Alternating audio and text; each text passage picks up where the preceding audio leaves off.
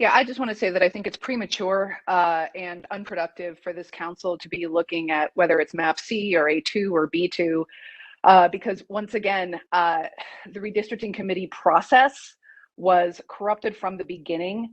And unfortunately, because no single map was submitted from the redistricting master, it went off the rails at that point.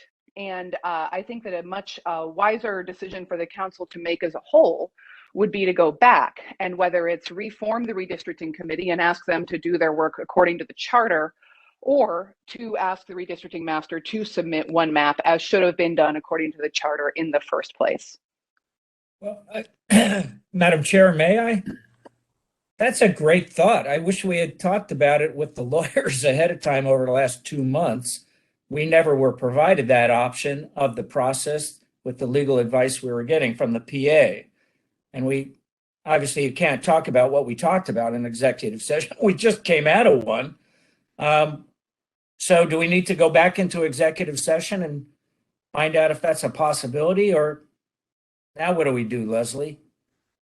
I think that would have been a great idea. However, given the time frame that has been imposed on us at this point in time, I think it's not a realistic alternative for us to pursue. And consequently, if it would be helpful to have a motion and therefore have something to talk about, I'd be delighted to make such a motion.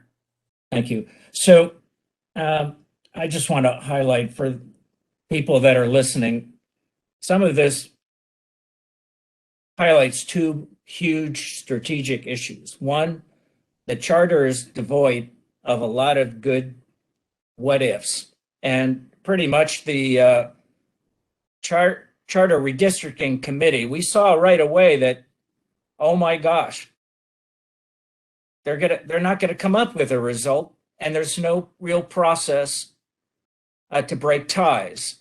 Even in selecting the master, that could have been a tie. And so it goes to the charter. The second highlight is that, we're getting advice from a lawyer's office, the PA's office. The PA doesn't exclusively represent the county council, nor do they seem to believe they have a role in representing the voters, in bringing lawsuits themselves. They represent the auditor's office. They represented the Charter Review Committee and the subcommittee and our appointed committee. They represented all entities during this process. And not until this moment have we just heard that it's a possibility to send it back to the redistricting to get a single map. And if you recall my comments last session, I said if I had this as a judge and this was my jury, I would have sent them back to further deliberate. Having said all that, I don't know, because of the way the charter set up this committee, and we followed the law as it was explained to us by the PA's office every step of the way.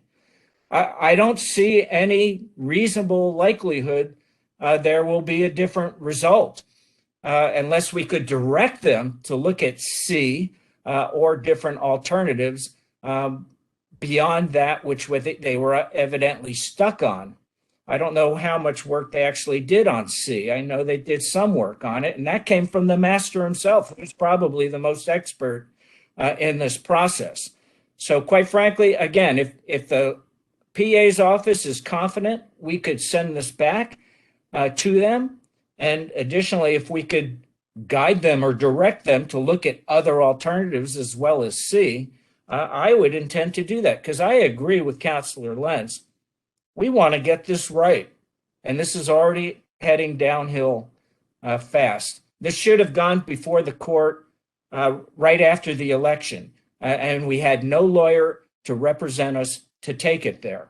So now we're responding to the subcommittee's own lawsuit.